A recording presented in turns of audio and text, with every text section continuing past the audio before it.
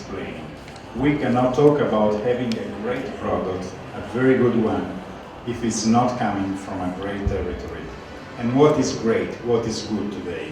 Today is great and good what is safe, what is healthy, what is respecting people that is working over there, what is giving the chance of seeing it also for the next generations. More and more, especially in Europe and also in the north of our hemisphere, I think about Canada and so on, we have a great sensibility about all the environmental matters.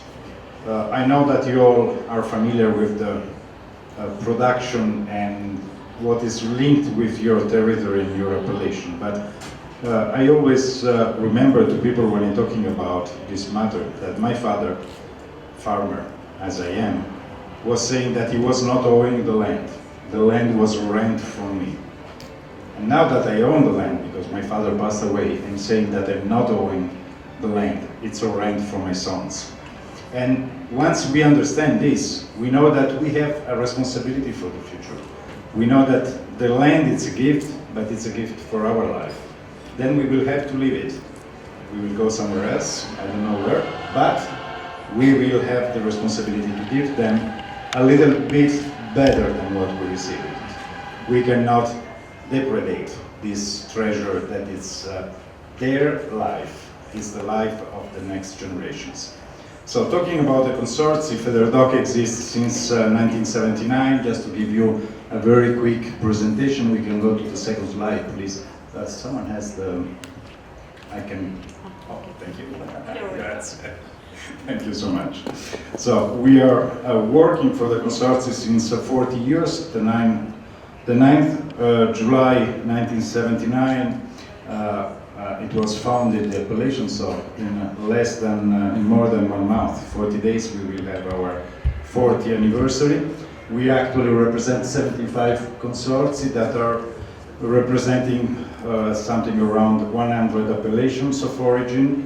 That is 90% of the appellation wine with appellation production. There are 350 more appellations. Most of them doesn't have a consortium, and most of them are not able to get on the market with a proper satisfaction, economical and social satisfaction. What I'm saying, if we don't work together in a consortium, we will never get, or Consiglio Regolatore, we will never get the result that we expect from our work. The FEDERDOC is doing a lot of different work on legal and legislative support, national and international protection, research and studies. We work with our ministries and of course with our 20 regional bodies, because Italy is a federal country, so we have also, let's say, 20 local governments. We do technical support for all the procedures and coordinate. We do a lot of work on studies and also on safeguard. Last week we had a great result by having one of our tribunals saying, the major tribunals, saying that the wine kit with a name of an appellation, it's a fraud on the market. So a wine kit that is just a box with some explication how to mix water, sugar, and I don't know what else, because it's in a small envelope and they call it wine. It's not a wine, first of all, but most important for us, you cannot call it with the name of an appellation. This was a great battle. We started it over 10 years ago when I first found in Canada a wine kit with Italian appellations, Valpolicella, Marone, and so on. I have been taking the photos and came back to my country and said to our government, we have to do something. Finally, after 10 years, last week, we had the final come-down of the producer of these wine kits. So this is safeguard. It's protecting also the concept that is behind an appellation, a wine appellation in my. This is the system that works in Europe very quickly, so just to let you know, we have a pyramid with generic generic wines with grape and vintage.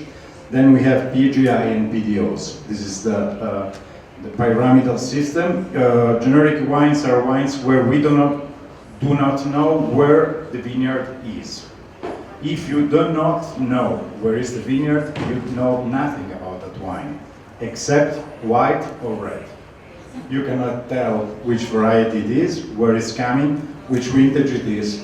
It's very important. Everything is starting from the vineyard. And this is the concept of the appellation also. Everything is starting from the land. So generic wines with grape are sort of wines that are now allowed. They were not previously 2009.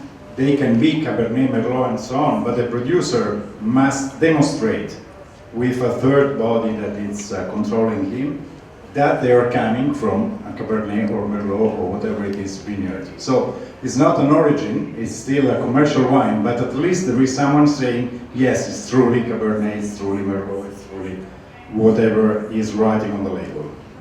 PGI wines are wines with protected geographical indications.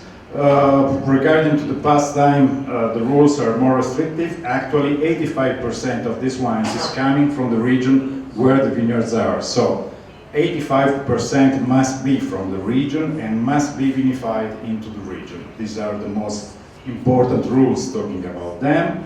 And finally, the protected designation of origin that are 100% produced into the region and 100% controlled by the control system of the appellation. By the way, Italy is still using on the PDO appellations the traditional names, so we call the PGI IGT, Indicazione Geográfica Tipica, we call DOC the PDO, and we call them DOCG, so we have a double level inside the PDO level. So it's easier for you to remember DOCG, DOC and IGT, that is what we are still writing on the labels. I will not talk about the consortia, so I definitely will leave this matter for the future, but this is what Italy represents in terms of production in the world production. So you know that we are definitely every year first or second place with France, depending from the vintage and the climate, but definitely we are the bigger producers of the world together with the France. Italy is a very, let's get into the sustainability project. Italy is a very rich country in terms of traditions. We call it the land of thousand churchyards, but I would say also look at the geography of Italy and you will easily understand why we are so rich and sometimes also so anarchic, so divided into many different traditions, ideas, local situations. History, first of all, we have been divided for centuries. Italy it's a country, a unique country, only since 1860. And secondary, because each place is in some way far away from the other ones, because we have hills and mountains around. 70% of Italy is hills and mountains. We have no big plains. So the communication between the different sides of Italy has always been difficult, and everyone has been developing its own heritage. So we can talk about 450 appellations of wine, but I would say, and this is easy to understand for you in Mexico, that in the collections of our universities there are 410 different varieties of beans. And no one better than you in this country can understand 410 different varieties of beans means that each place was developing its own. But I could say probably 100 different salami or probably 20-25 different kind of prosciutto, ham. So it's really a country that has been developing different traditions. Talking about sustainability, we also did the same. We started in 2014 with 15 main projects related with the sustainability. They were all joined into the Forum of Sustainability of Wine, but this was creating a lot of confusion. Several of these projects haven't been continuing their work. Some of them were not issued on the 3 pillars that are the base of the sustainability. Only few of them were able to certify what they were stating. Certification is the key point of sustainability. We cannot talk about sustainability as well, I'm sustainable, easy to say, and probably easy to feel your speech of many different good things that you are doing for the sustainability. The problem is that there must be a standard. So someone must be able to measure what you're doing. This is the world where without measures we cannot trust what we are saying. It's nice to talk about the poetry of the countryside or what we do on wine. This is the nice side of the history. But then we must have numbers that are stating what we are talking about. So for this reason, for having a standard that was able to be certified, that could fit both the product and the companies, Federdoc, so the consortium altogether, has been creating the Equalitas, that is a sustainable system. The standard is structured on allow everybody to verify and measure what you are doing, and of course it must be done by a third body. So Equalitas and the consortium have been creating the standard. Then when I want a certification, I must comply to the standard, but I must call a third body that is recognized to say that I am complying with the standard.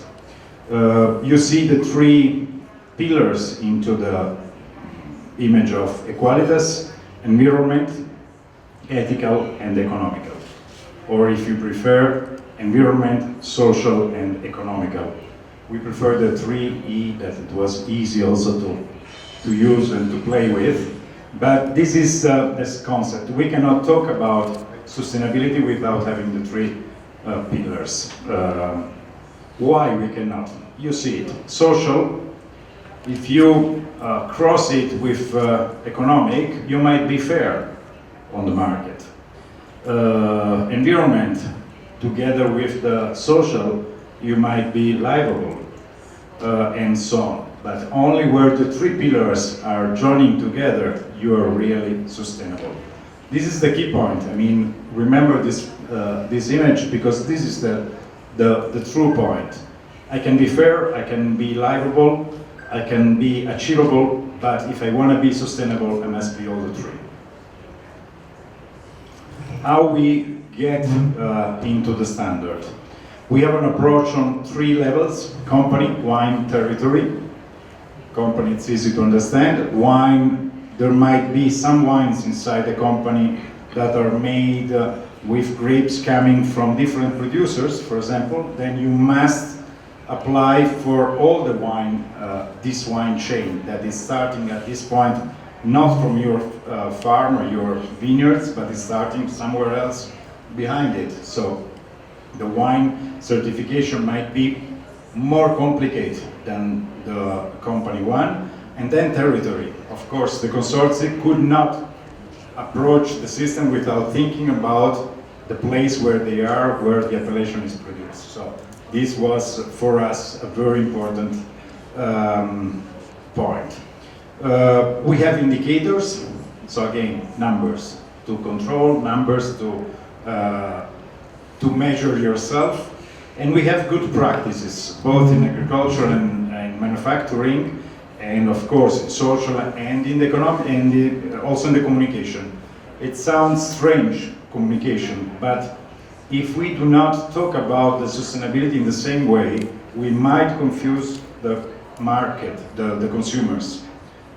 This is very, very important. We have to talk about something that is new for people, and we might let them perfectly understand what is going on. Otherwise, they were misleads. And of course, a gradual access to the system. No one of us is perfect, and we might improve our sustainability by accessing gradually to the system. As I said, territories, production, and company certification. How it works. This is the good manufacturing practices. You have cultivation, transformation, and bottling. What we do, for example, on the agricultural side, soil handling, fertility handling, what it means. I must demonstrate that I'm handling my fertility. I'm not just using fertilizers. I'm doing analysis on the soil to understand if it's really necessary, and I'm doing the best to reduce my impact in that size of my agricultural activity. And the same is in all the other matters. Irrigation, it's important not only for the water footprint, that then it's one of the calculators, but I must demonstrate that I'm saving water, I'm using water with my brain, not just giving water when it might not be necessary, and so on. So everything of these points can be in some way demonstrate that you have to demonstrate that you have been thinking about that. Defense handling. I have an automatic system that is reading temperature, humidity, and rain and sun time in order to be able to predict if the black road or the gray road is going to get into my vines and so on. Harvest handling, biodiversity, no weeding between rows. It's not necessary. So it's a good way to manage the rows, not to use any herbicide in the middle. No dangerous agrochemicals. Then good practice in the cellar and bottling, vinification. Detergent and sanitation are important points because then we have the water getting out of the cellar, and we must think about what this kind of products might be in the way they might impact on the environment. Economical practices, good handling control, economical investments on the sustainability, growing plan for workers, retribution and equality, turnover, economical incentives, meeting with the ownership. I've been learning a lot with my employers, just discussing some of these matters. I mean, I meet them every day when I'm at home, and we usually talk about many different matters. But one thing is to talk with one of them, a couple of them. Another thing is to gather all of them and discuss a single matter and see if there is any improvement that we can do together. Fair price for the purchase products. This is also another important key point, because most of the appellations are working in territories where there is no alternative to viticulture. Especially in Europe, this is something that you must really understand.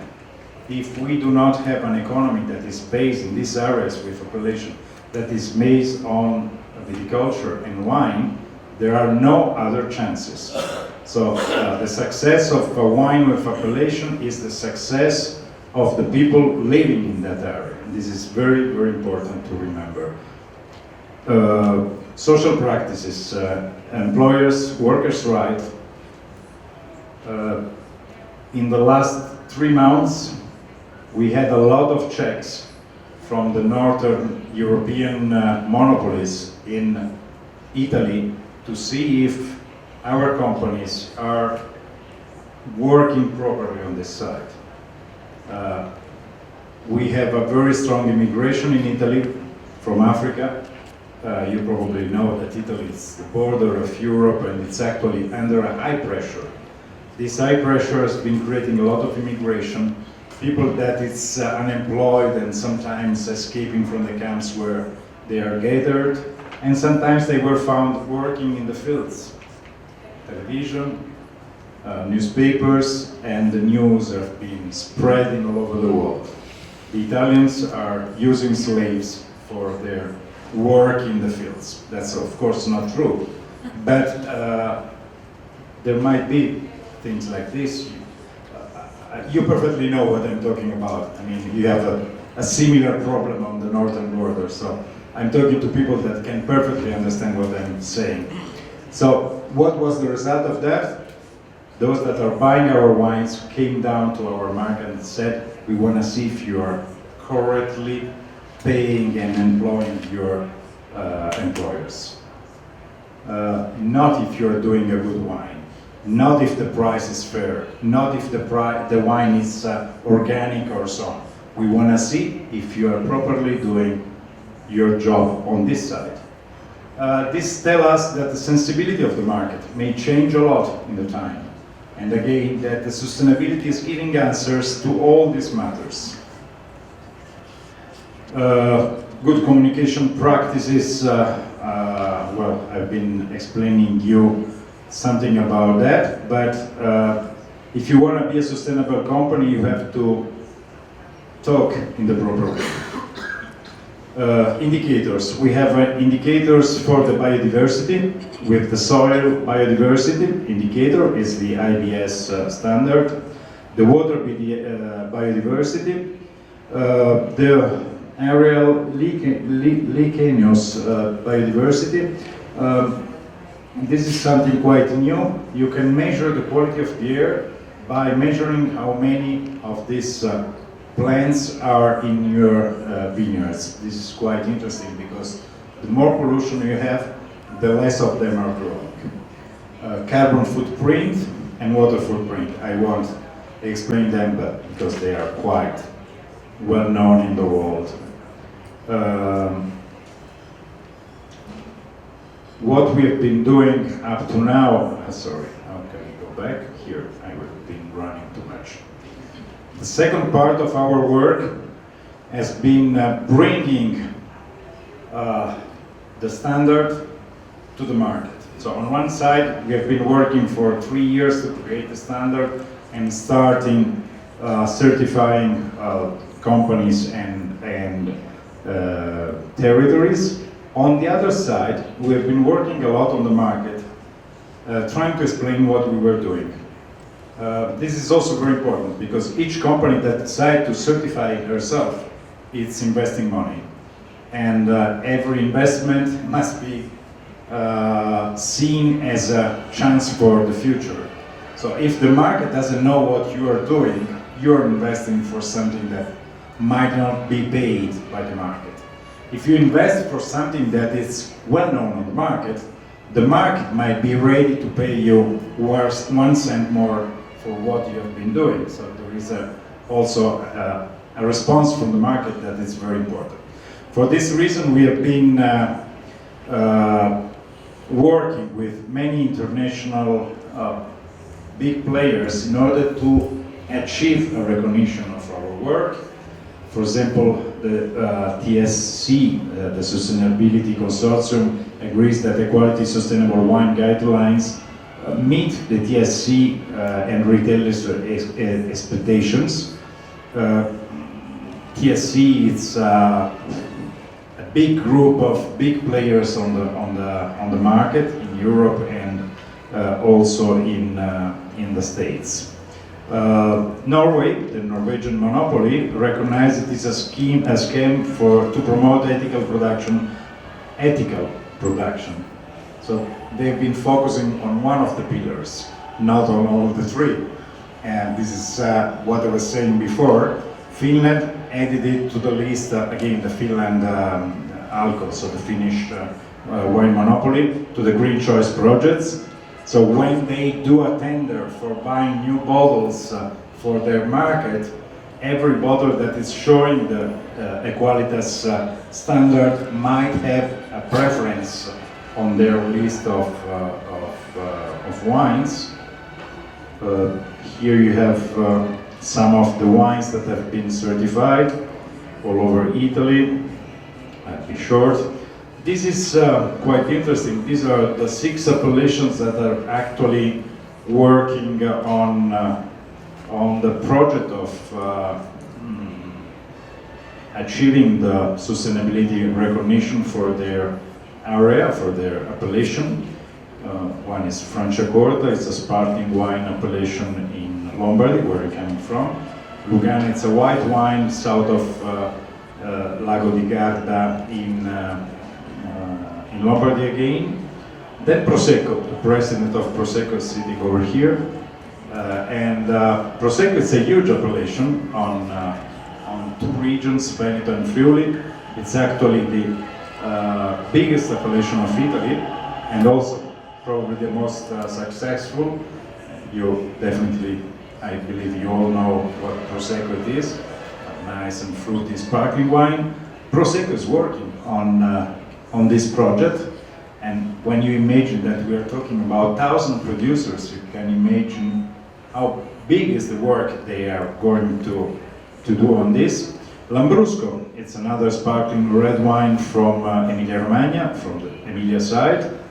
I know you're familiar with Lambrusco on the Mexican market, so you know what I'm talking about. Nobile di Montepulciano is one of the great reds of Tuscany, and finally Castel del Monte, red wines from Puglia, just at the footsteps of one of the castles of Federico II, the great German emperor. These are the wineries that are actually working. It's interesting to say that there are also two in Spain, not only the Italians. The reason is that Italian sellers that are buying wine from Spain are asking the Spanish sellers to have the recognition. So this is what happens when you create a circulation of a certain concept.